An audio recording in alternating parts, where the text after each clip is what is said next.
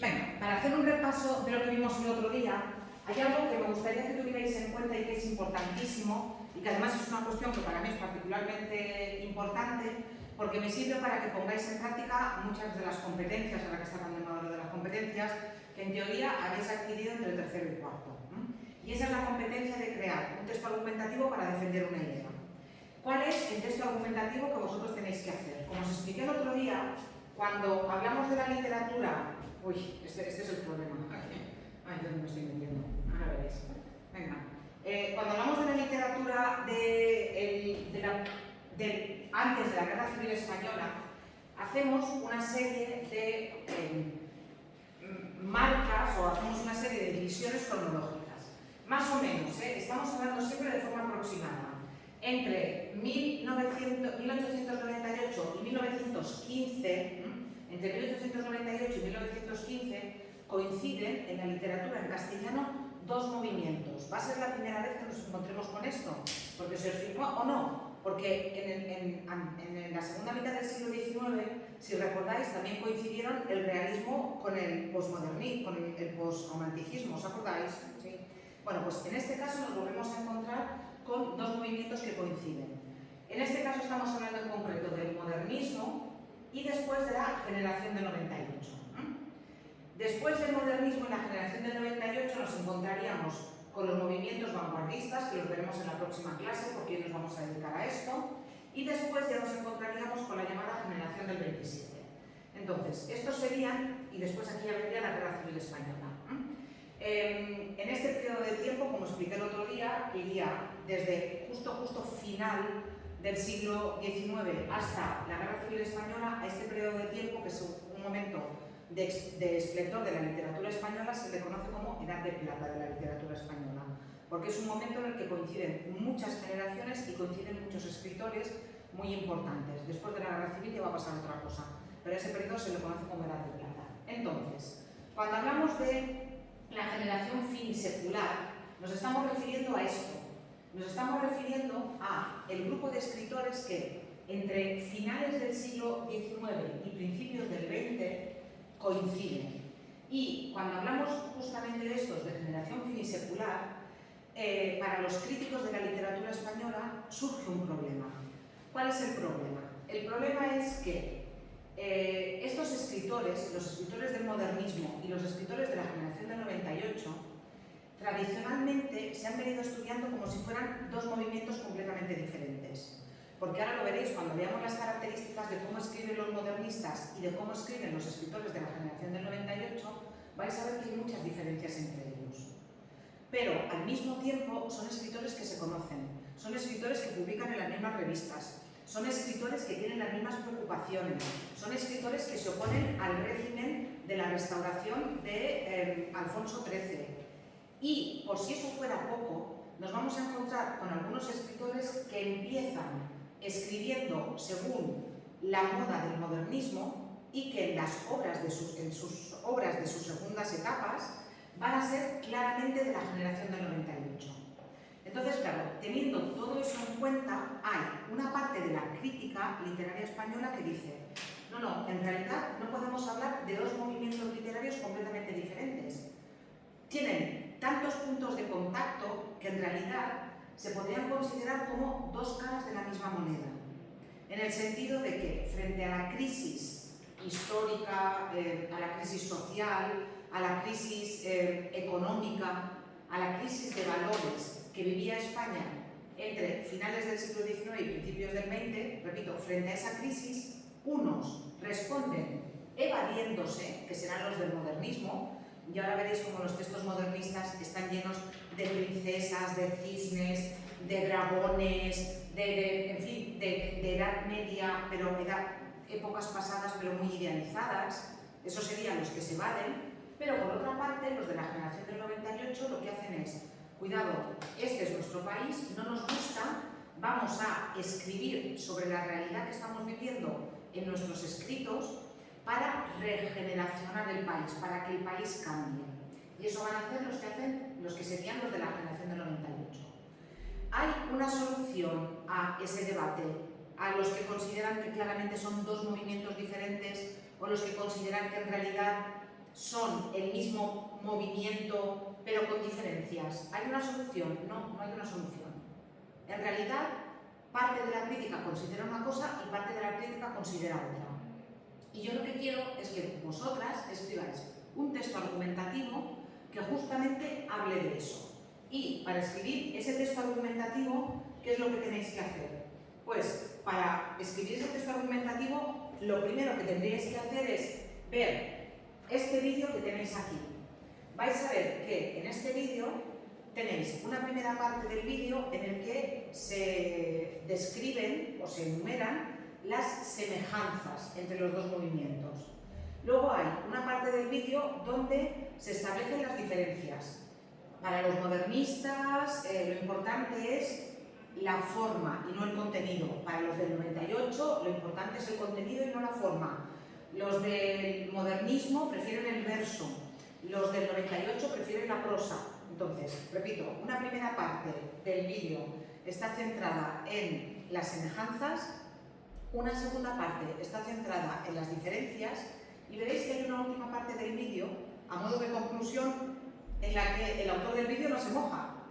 Dice, bueno, se han considerado uno o se han considerado dos, es una generación muy importante en la literatura española. ¿Qué es lo que vosotras tenéis que hacer? Bueno, en la actividad tenéis primero que completar un cuadro con las semejanzas y diferencias y luego esta parte de aquí es la parte que os voy a pedir el día del examen. ¿Qué tenéis que hacer? Tenéis que escribir un texto argumentativo y me da igual lo que defendáis.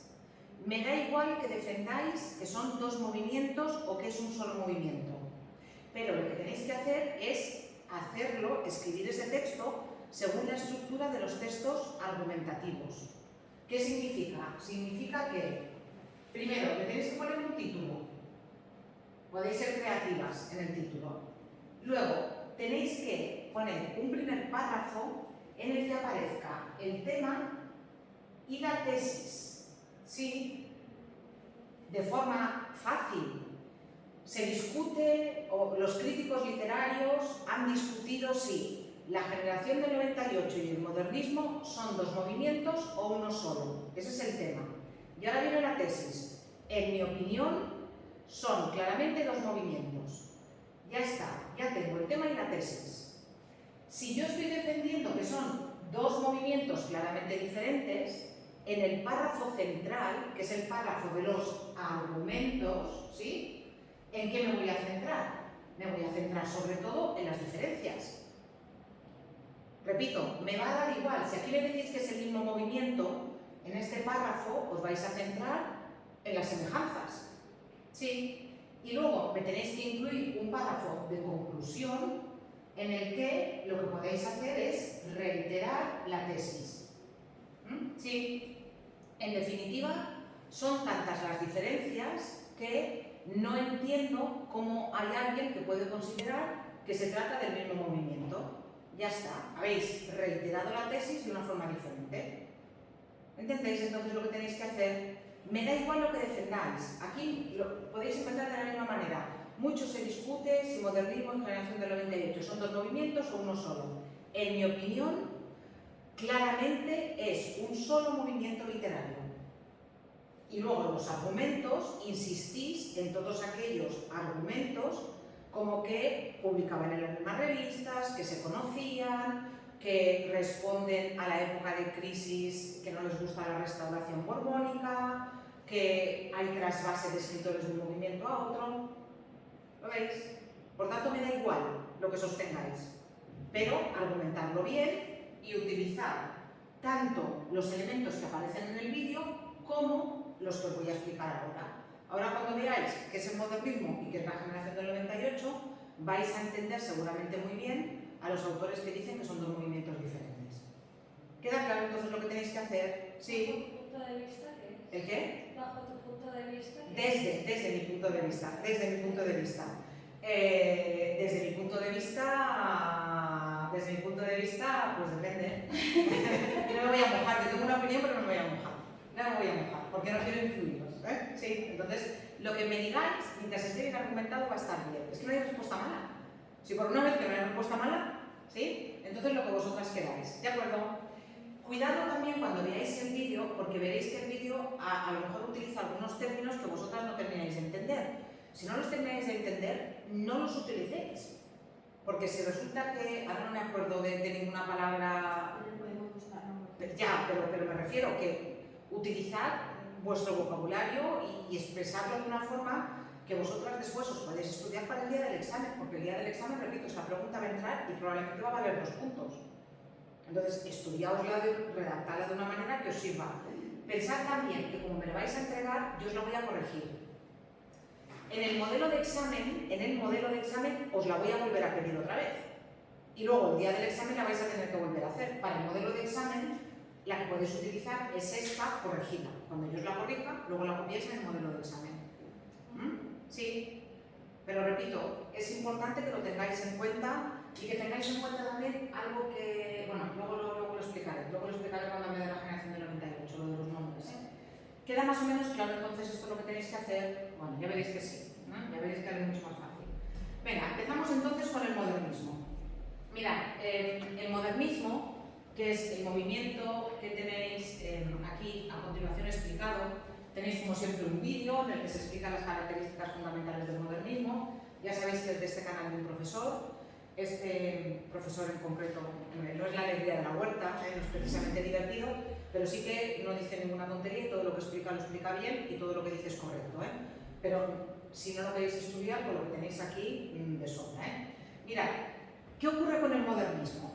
El modernismo va a ser un movimiento literario que por primera vez para la literatura en castellano no va a ir desde la metrópoli, es decir, no va a ir desde España hasta Hispanoamérica, sino que va a ser al revés. El modernismo va a ser un movimiento literario que empieza en Hispanoamérica y en concreto empieza con la figura de un escritor nicaragüense que firmaba sus obras como Rubén Darío, aunque no se llamaba así, pero firmaba como Rubén Darío.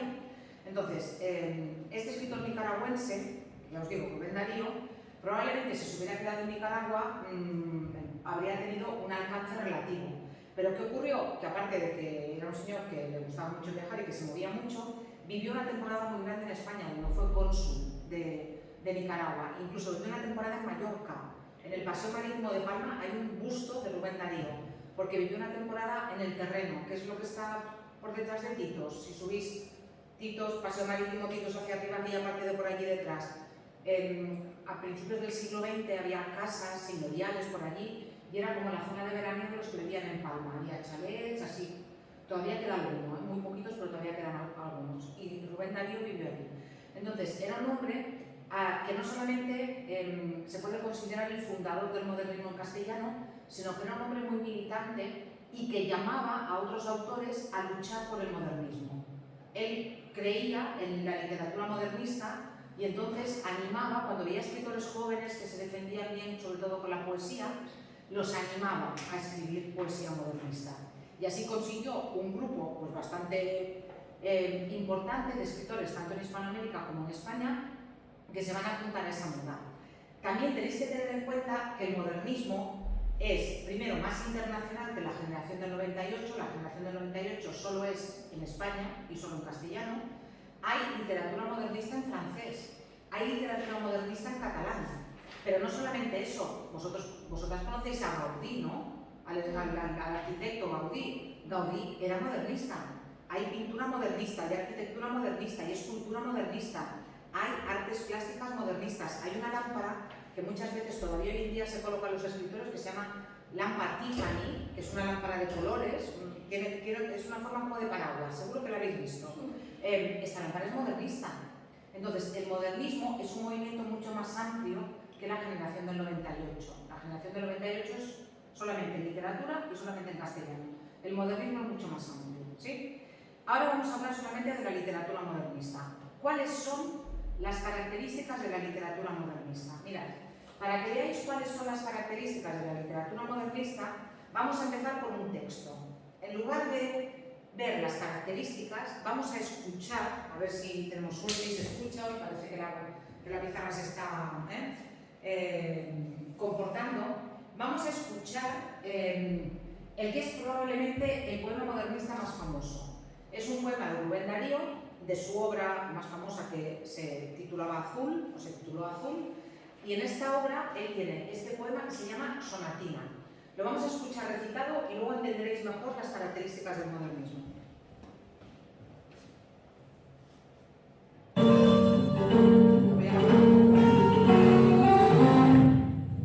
La princesa está triste. ¿Qué tendrá la princesa? Los suspiros escapan de su boca de fresa que ha perdido la risa, que ha perdido el color. La princesa está pálida en su silla de oro.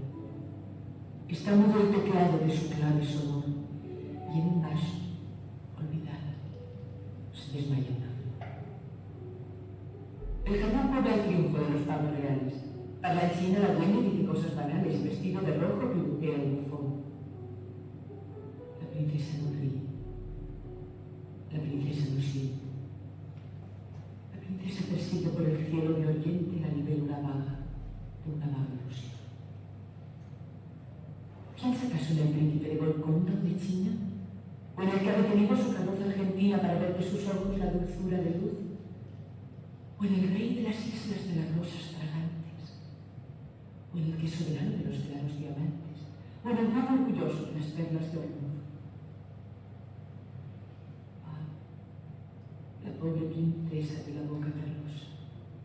Quiere ser golondrina, quiere ser mariposa, tener alas ligeras bajo el cielo volar, ir al sol por la escala luminosa de un rayo, saludar a los lirios con los versos de mayo, o perderse en el viento sobre el trueno del mar. Ya no quiere el palacio ni la rueca de plata, ni el halcón encantado, ni el bufón escarlata, ni los cisnes unánimes en el lago de azul. Y están tristes las flores por la flor de la corte, los jazmines de oriente, los melumbos del norte, de occidente las dalias y las rosas del sur. Pobrecita princesa de los ojos azules. Está presa en sus oros, está presa en sus tules, en la jaula de mármol del palacio real, el palacio soberbio que vigilan las guardas, que custodian 100 minutos con sus 100 alabardas, un lebrón que no duerme y un dragón colosal. Oh, ¿quién fue Exipiro el que dejó la crisálida? La princesa está triste, la princesa está pálida. Una visión adorada de oro rosa y marfil. ¿Quién velara la tierra donde un príncipe existe? La princesa está pálida, la princesa está triste, más brillante que el alba, más hermoso que abril. Calla, calla, princesa, dice la hada madrina. El caballo con alas hacia casa encamina, en el cinto la espada y en la mano el azor, el feliz caballero que te adora sin verte y que llega de lejos del tenor de la muerte a encenderte los labios con su beso de amor. Os había dicho que era de Azul y no, es del segundo libro más importante de Rubén Darío, que es este de prosas profanas. Fijaos, dice prosas, pero está escrito en verso. Vale, este es un ejemplo máximo de literatura modernista. ¿Vale? ¿Qué veis? Si tuvierais que destacar algo de este poema, mucha fantasía, mucha fantasía. Estamos hablando de un poema que está escrito a finales del siglo XIX, principios del XX, creo que es de 1902. Cito de memoria, creo que es del principio del siglo XX.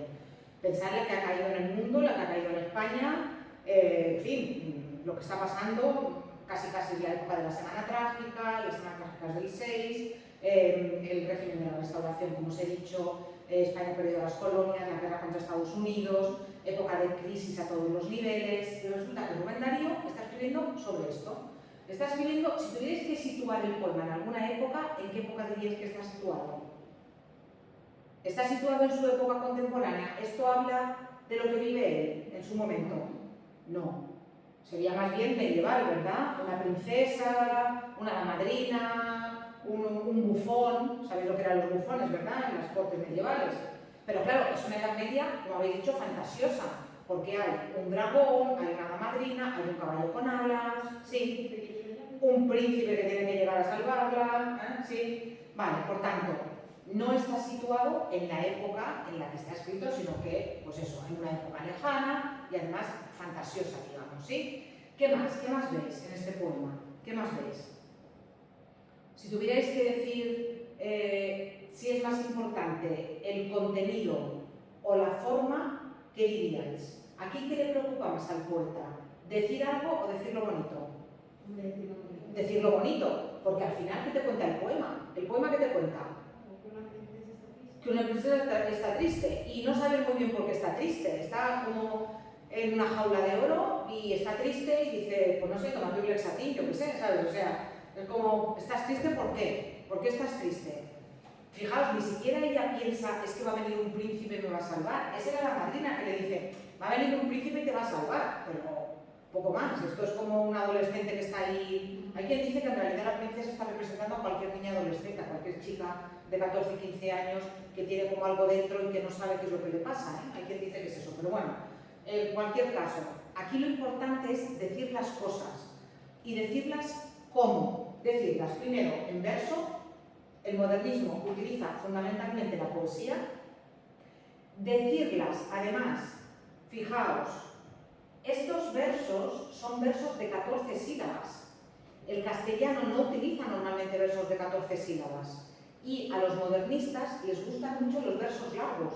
Les gustan los versos de 14 y de 16 sílabas, entre otras cosas, porque como quieren decir muchas cosas, en versos largos, imaginaos, esto Becker, si esto le toca a Becker, Becker lo dice en 4 versos.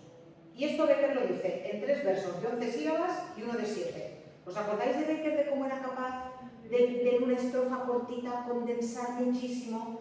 Vale, pues los modernistas lo contrario. Fijaos además en la cantidad de recursos estilísticos que se utilizan. Hay metáforas, hay comparaciones, hay, fijaos, aliteraciones, los suspiros se escapan de su boca de fresa, esa repetición de la S que parece que están suspirando, ¿sí? Hay además muchísimos colores. Hay dorados, hay azules, hay rojos, hay blancos, hay muchísimos colores. Además de todo eso, fijaos que es un poema muy musical. Ya desde el título, una sonatina es una composición musical. Y luego, por ejemplo, se juega, fijaos aquí, está mudo el teclado de su clave sonoro. Parece que estás viendo cómo está tocando el teclado de un clave que es un clavicín o clavicémbalo, que es el antecedente del piano. ¿Sí? ¿Lo veis? Bueno, aquí en realidad estáis viendo muchísimas de las características del modernismo. Ahora las repasaremos. Fijaos en otra cosa más, antes de que se me olvide. Mirad, o quien fuera Ipsipila que dejó la crisálida. ¿Alguien sabe lo que significa la palabra Ipsipila? ¿Alguien lo sabe? No, se la inventó Rubén Darío. Rubén Darío necesitaba una palabra para el momento en el que el gusano, que se ha convertido en mariposa, sale del capullo, de la crisálida. Y como en castellano no hay una palabra para ese momento en el que todavía el gusano es un gusano, pero tiene las alas de la mariposa, las alas así dobladas y pegadas, no sé si habéis tenido gusanos de seda, ya habéis visto ahí que cuando salen, pues imaginaos, ¿sí? Claro, es mucho más bonito, o quien fuera Ipsipila que dejó la crisálida, que decir, o quien fuera gusano que dejó el capullo. O sea, no hay punto de comparación. Y como a los modernistas lo que les preocupa es la belleza, cuando no encuentran la palabra que necesitan, se la inventan. Esto es lo que se llama un neologismo, o la rescatan del pasado. Por ejemplo, Rubén Darío no va a decir plateado, él va a decir argentino. Argentino, ¿sabéis el símbolo químico de la plata? Entonces, el país argentino se llama justamente por el río de la Plata, porque cuando llegaron allí los españoles les pareció que era de color plata, y por eso se bautizó Argentina como Argentina. Van a decir áureo en lugar de decir dorado. Lo mismo, la palabra áurea es el cultismo. Van a decir azul en lugar de azul, porque es mucho más bonito. ¿Por qué? Porque a ellos lo que les preocupa sobre todo es buscar la belleza a través de los textos, a través del lenguaje. Porque lo que les preocupa es la forma. Y si tenéis presente este poema, enseguida vais a ver cuáles son las características del modernismo. Mirad, las tenéis aquí explicadas de una forma sucinta, pero las tenéis aquí todas. Predominancia de la forma sobre el contenido. Lo que les preocupa a los modernistas es la belleza del lenguaje. Decir las cosas de forma elegante, de forma bonita. Bueno, de forma elegante, de forma bonita, todo depende, porque a mí, por ejemplo, este poema me resulta mucho más cargante y me resulta mucho menos elegante que la poesía de Becker. Pensad que esto tiene 30 años, es 30 años más moderno que Becker. Y a mí me resulta mucho más moderno Becker que esto. Porque esto, ¿y sabéis lo que pasa? Es un tipo de poesía que gusta mucho a los niños. A las niñas, sobre todo, y a los niños les gusta mucho porque es una poesía como muy musical, como muy canción. ¿Sí? Por tanto, para ellos lo que predomina es la forma. Entre decir una cosa o decirla bonita, van a elegir siempre decirla bonita. Después, en sus textos se van a escapar de la realidad y del momento que les ha tocado vivir. En el vídeo ese donde están las semejanzas y diferencias del modernismo en la generación del 98, se citan unas palabras literales de Rubén Darío que dijo: yo detesto la época en que me ha tocado vivir. Rubén Darío dice eso, dice: yo odio esta época que me ha tocado vivir. Y por eso se escapan o se evaden ¿a dónde? A la Edad Media, al siglo XVIII, muchas veces a tierras lejanas.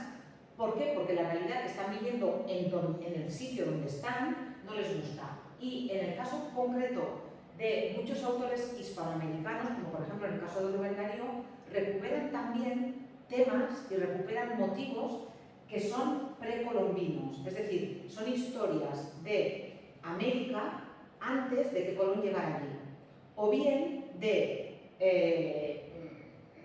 indígenas, ¿sí? De personas que vivían allí y que se enfrentaron a los conquistadores españoles. Luego veréis un ejemplo.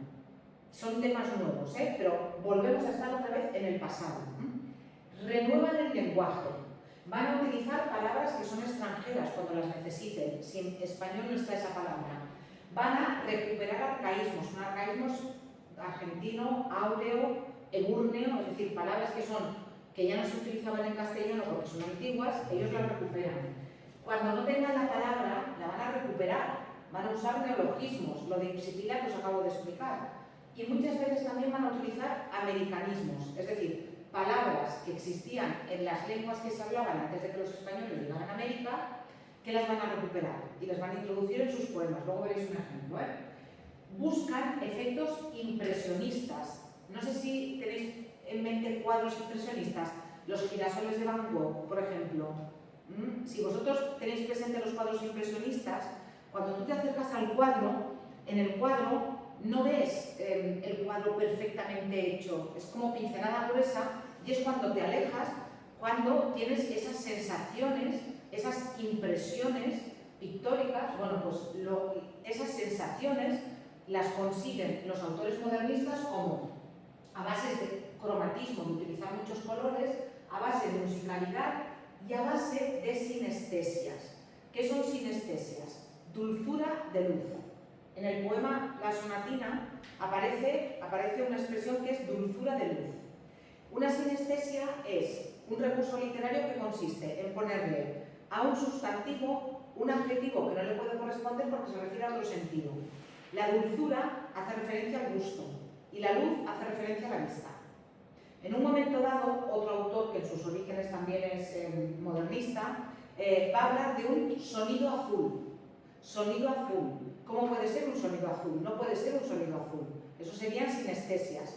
Y es mezclar esas sensaciones para que cuando tú leas el poema, no simplemente sea un poema que te entre por los ojos, sino que te entre por los oídos, que te entre por la vista, que tú veas los colores, que tú escuches los sonidos, que tú puedas incluso casi degustar los sabores. Muchas veces en el tipo de verso, porque repito, van a utilizar fundamentalmente en los poemas, van a recuperar viejas formas y van a utilizar otras nuevas, van a ser libres a la hora de versificar, van a utilizar predominantemente versos largos. Alejandrinos son versos de 14 sílabas, Los alejandrinos son de 14 sílabas. Van a utilizar también versos de 16 sílabas, a veces van a utilizar versos libres, por tanto quieren libertad métrica, pero con tendencia a los versos largos y fundamentalmente a este, que es el que tenéis que recordar. Venga, como autores, autor fundamental, el que os he dicho, Rubén Darío. Es verdad que, ya lo veréis en un ejemplo, Rubén Darío tiene dos etapas. En su primera etapa es modernista de sonatina, modernista, digamos, externo, pero luego tiene una segunda etapa en la que ya se cansa de tanta princesa, y él lo dice en sus memorias, que ya se cansó de tanta princesa, de tanto cisne, de tanto lago de azul, y que después sí que va a tener una segunda etapa en la que destaca un libro que ya es Cantos de Vida y Esperanza, y se va a dedicar a un modernismo mucho más centrado en temas existenciales, ya no tanto princesas, sino quiénes somos, de dónde venimos, a dónde vamos, por qué estamos aquí. Ahora lo veréis en algunos ejemplos. Aparte de Rubén Darío, que es del que más os voy a hablar, también tenéis que tener presentes otros tres autores. Mirad, os acordáis que antes os he dicho que la parte de los filólogos o de los estudiosos de la literatura española que consideran que el modernismo de generación del 98 en realidad son el mismo movimiento, dan como uno de los argumentos que hay trasvase de autores. Que hay autores que empiezan dentro del modernismo y que luego son claramente 98istas. Aquí tenéis dos ejemplos. Antonio Machado, del que hablaremos en el 98, y Ramón María del Valle Inclán, estos dos autores, son autores que en su primera etapa son claramente modernistas, pero que luego se cansan también de tanta belleza y de tanto jardín y de tanta princesa y de tanto cisne y de tanto pavo real, que también les encantaba los pavos reales a los modernistas, y en su segunda etapa van a volver los ojos hacia España y hacia las preocupaciones españolas y claramente van a ser 98istas, es decir, de la generación del 98. Al revés no hay ningún caso. O sea, no hay ningún caso de autores que empiecen siendo 98istas y que terminen siendo modernistas. De alguna manera es lógico que en la primera etapa, cuando son más jóvenes, estos poetas se dejen más seducir por los fuegos artificiales de escribir utilizando muchos recursos y hacerlo muy bonito y mucho color y mucha música, pero que luego, frente a lo que está cayendo en su país y frente a lo que ellos mismos viven, se vuelvan mucho más reflexivos y acaben siendo dentro del 98. Y además de ellos dos, tenemos a otro autor, que es Juan Ramón Jiménez, sin el que no se entiende la literatura española, la poesía española del siglo XX. Es probablemente el autor, junto con Lorca, el autor más importante, el poeta más importante del siglo XX en España. Mirad, Juan Ramón Jiménez empieza siendo modernista, él nunca va a ser 98ista, no, él va a ser siempre modernista en su primera etapa y después se va a convertir en el maestro de los autores de la generación del 27. Él no va a ser ni vanguardista ni va a ser 98ista, pero sí que por su forma de escribir, él aboga por una poesía pura, por una poesía, en su segunda etapa, por una poesía que sea una poesía muy trabajada, una poesía que vaya a lo esencial de las cosas. Se va a convertir en el maestro de la generación del 27. Y cuando llegue la Guerra Civil Española, Juan Ramón Jiménez se va a exiliar, va a vivir en Estados Unidos y luego en Puerto Rico y le van a dar el Premio Nobel de Literatura en el año 56. Luego morirá en el 58. Pero ya os digo, sin Juan Ramón Jiménez no se entiende la literatura de la poesía, sobre todo la poesía del siglo XX en España. Y de esta primera etapa de Juan Ramón Jiménez, de esta primera etapa modernista, yo os he puesto aquí un poema que a mí me encanta. A mí es un poema de Juan Ramón Jiménez que me gusta especialmente. Mirad lo que dice este poema. El título es El viaje definitivo. Y ya veréis también con este poema cómo hay formas y formas de ser modernista. Juan Ramón Jiménez, en esta primera etapa, es modernista y es uno de estos autores captados por Rubén Darío. Rubén Darío le dice, tú que escribes tan bien, aquí Juan Ramón Jiménez todavía era joven, muy joven, tú que escribes tan bien, tú tienes que ser modernista. Y le invita a ir a Madrid, Juan Ramón Jiménez era de Huelva, y le invita a escribir poemas modernistas, pero ya veréis cómo es un modernismo diferente al de Rubén Darío. Mirad lo que dice aquí Juan Ramón Jiménez. Dice, el viaje definitivo, y yo me iré y se quedarán los pájaros cantando, y se quedará mi huerto con su verde árbol y con su pozo blanco. Todas las tardes el cielo será azul y plácido, y tocarán, como esta tarde están tocando, las campanas del campanario. Se morirán aquellos que me amaron, y el pueblo se hará nuevo cada año. Y en el rincón aquel de mi huerto florido y encalado, mi espíritu errará nostálgico. Y yo me iré, y estaré solo, sin hogar, sin árbol verde, sin pozo blanco, sin cielo azul y plácido, y se quedarán los pájaros cantando. ¿A qué este sí que os gusta? Este sí, ¿eh? A ver, ¿qué es el viaje definitivo? La muerte, la muerte. Y aquí, ¿qué dice él? Aquí, de alguna manera, es una pataleta también, ¿eh? Me da mucha rabia, porque cuando yo me muera, todo lo que me gusta y todo lo bonito se va a quedar igual. O sea, yo me iré y los pájaros seguirán cantando, mi huerto seguirá teniendo el pozo, el árbol seguirá siendo verde, el cielo será azul y plácido, las campanas seguirán tocando, y yo me iré y me moriré y todo se quedará igual. ¿Sí? Veis que es otra forma de ser modernista. También es muy importante la belleza, es muy importante la forma, son muy importantes los recursos, pero no es el modernismo de princesas, digamos, de Rubén Darío, ¿sí? Aquí veis algo de ortografía que os llame la atención. Aquí veis algo, voy a dar una pista. Tercera estrofa.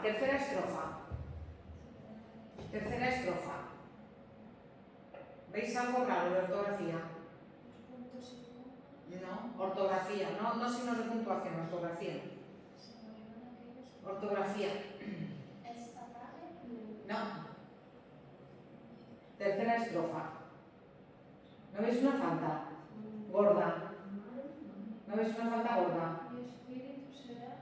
Sí. Hasta no había llegado, Nostálgico. Nostálgico no va con J, va con G. Menos para Juan Ramón Jiménez. Juan Ramón Jiménez se peleó toda su vida, estuvo en la Real Academia y se peleó toda su vida. Él decía, a ver, en castellano, ja, ge, ji, jo, ju. Él decía, si suena J, se escribe J. Él decía, ¿por qué geranio va con G y jefe va con J? ¿Por qué gitano va con G y jirafa va con J? Si suena con J, se escribe con J. Claro, la razón es porque una viene del latín, unas palabras vienen del latín, otras palabras vienen del griego y va evolucionando y al final es eso. Y él se peleó toda su vida con los correctores, con los editores, para que esta ortografía se mantuviera. Claro, esto lo puede decir, lo puede hacer Juan Ramón Jiménez, que fue premio de literatura y que fue académico, no lo hagáis vosotros, ¿eh? Pero me refiero, no es una falta, Juan Ramón Jiménez quería que se escribiera así, ¿eh? Vale, venga. Aunque yo aquí, os haya puesto aquí un poema de Juan Ramón Jiménez, aquí el auténticamente modernista con las características que hemos visto es, como os he dicho, Rubén Darío. Hemos visto Sonatina y aquí tenéis otro poema. Y en el caso de este poema ya veréis que os vais a encontrar con un tema de estos de la América precolombina, ¿no? Antes de que todos los pueblos que estaban allí, antes de que llegara Colón, y que era su tierra, antes de que llegara Colón y los masacrara. Entonces, él va a contar la historia de esos pueblos y también de los hombres que se opusieron a esos que llegaban a colonizar sus tierras. Hay quien dice conquistar, hay quien dice colonizar. Mirad, Caupolicán existió, era un caudillo, era un jefe de una tribu que vivía en Chile. Chile, antes de que llegaran allí los españoles y lo rebautizaran, se llamaba Arauco. La región del Arauco era Chile. Entonces, este Caupolicán, que existió, como os he dicho, de verdad, luego tuvo un final terrible. Yo os contaré el final terrible que tuvo, pero tuvo un final terrible. Pero este Caupolicán era un hombre muy conocido, sobre todo por su fortaleza física. Y aquí lo que nos cuenta, este sí que pertenece al libro este que os dije antes, Azul, aquí lo que nos cuenta Rubén Darío es el momento en el que Caupolicán es nombrado jefe de su pueblo, jefe de su tribu. Y mirad lo que dice, y escuchad cómo suena, porque Rubén Darío coloca los acentos, las sílabas átonas y las sílabas tónicas de una forma muy determinada que crea un ritmo muy marcado. En esto Rubén Darío era un maestro. Mirad lo que dice. Es algo formidable que vio la vieja raza, robusto tronco de árbol al hombro de un campeón, salvaje y aguerrido, cuya fornida maza blanqueara el brazo de Hércules o el brazo de Sansón. Por casco sus cabellos, su pecho por coraza, pudiera tal guerrero de Olopo en la región, lancero de los bosques, Nemrod que todo caza, desjarretar un toro, estrangular un león. Anduvo, anduvo, anduvo, le vio la luz del día, le vio la tarde pálida, le vio la noche fría, y siempre el tronco de árbol a cuestas del titán. El toqui toqui clama la conmovida casta, anduvo, anduvo, la aurora dijo basta, e irguióse la alta frente del gran Caupolicán. Esto es toqui toqui, esto es un americanismo, significa el jefe, el caudillo, este es nuestro líder. ¿Qué retrata aquí Rubén Darío? El momento en el que se decide, cuando ha muerto el jefe de la tribu anterior, se decide quién va a ser el nuevo jefe de la tribu. ¿Y cómo se hace? De una forma muy salvaje, pero bueno, así era. Se les pone a los que quieren ser jefes de la tribu un tronco aquí y se los hace caminar. Y aquel que aguante más tiempo con el tronco, va a ser el jefe de la tribu. ¿Cuánto tiempo anduvo Caupolicán? 24 horas, todo el día y toda la noche. Eso es lo que cuentan, Eso es lo que cuentan, que anduvo 24 horas con el tronco. Y que en esas 24 horas, en fin, él se gana el respeto de todo su pueblo y se va a convertir en el caudillo, se va a convertir en el jefe. Ya, evidentemente es una exageración. Como os he dicho, Caupolicán existió de verdad. Cuando llegaron los españoles y conquistaron sus tierras, él se opuso a los españoles. Bueno, finalmente lo apresaron y lo empalaron, murió empalado vivo, o sea que ya os digo que tuvo un final, pero si lo buscáis, existió este señor y le dedica a Rubén Darío este texto. Aquí en lo fatal tenéis un poema que sería de la segunda etapa de Rubén Darío, cuando ya no escribe ese modernismo tan exagerado, ¿vale? Le dais una leída y lo comentaremos el próximo día. Y en la próxima clase os hablaré del 98 y así ya, después ya sí que tendréis conocimiento de causa y ya me diréis si el modernismo y la generación del 98 son dos movimientos o uno después de haber leído los textos.